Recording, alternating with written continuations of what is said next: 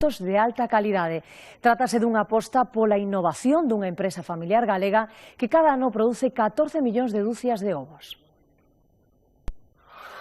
Comezaron nos anos 40 con 300 galiñas e hoxe contan con máis de medio millón de poñedeiras.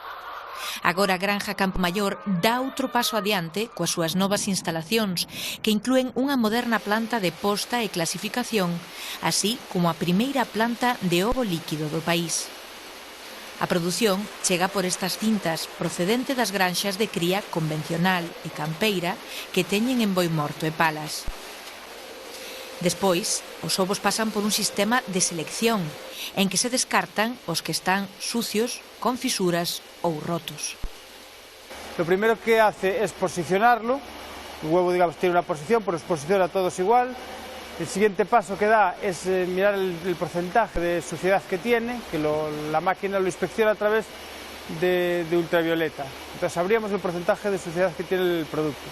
A continuación pasa a un sistema para saber la rotura que tiene, que es el crack detector que le llaman, y a través de 9 golpes, por ultrasonido, sabe pues, la máquina qué porcentaje de rotura tiene, ¿no?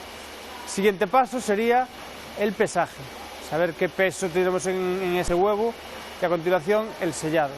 Podríamos el código para después tener la trazabilidad del huevo. Sabríamos perfectamente a través de ese código el día que nació ese huevo, de qué lote. Os ovos para o consumo en fresco pasan ás fitas de empaquetado para a súa venda. Os destinados á pasteurización trasládanse a estoutra nave do complexo. No interior desta máquina cáscanse e sepáranse, se é preciso, as claras das xemas. As cascas sobrantes tritúranse e mestúranse co esterco das galiñas para facer fertilizantes. Os ovos condúcense cara ás pasteurizadoras, onde grazas a un proceso térmico pioneiro en España, eliminaránse os patóxenos. Tenemos dos procesos, el pasteurizado normal, que subimos a 65 grados, 34,5, 65, y después tenemos un segundo proceso, que lo que hacemos es, a través de unas microondas, imprimirle una temperatura de unos 10 grados más o menos superiores. Lo que conseguimos es pues, poder hacer desaparecer muchos más microorganismos y ganamos curiosamente en calidad, porque en principio podríamos decir vamos a perder calidad porque le estamos dando más temperatura. Pues por el tipo de temperatura y la velocidad a la que se le transmite, pues hace el efecto rebote y funciona mucho mejor que incluso compitiendo contra un huevo cáscara, ¿no? O ovo líquido envásase e trasládase ás cámaras de frío, onde non sobe dos 4 graus. Trátase dun produto con crecente demanda entre empresas alimentarias, comedores e hostaleiros. Obrigados por lei a usar este tipo de ovo, se van cociñar a temperaturas inferiores a 75 graus. Pero tamén os pequenos consumidores comezan a pedir o produto. Tenemos diferentes mercados, ¿no? Tenemos la industria, pues para hacer bollería industrial o ese tipo de productos. Y después tanto lo podemos hacer con huevo entero como con clara y yema por separado.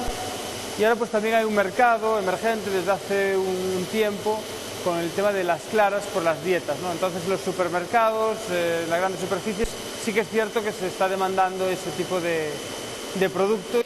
A capacidade de produción da planta de ovo líquido é de 6.000 kilos por quenda.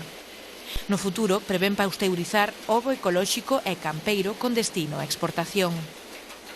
A idea é seguir diversificando para ser máis competitivos no mercado e seguir defendendo con calidade a boa sona do ovo galego.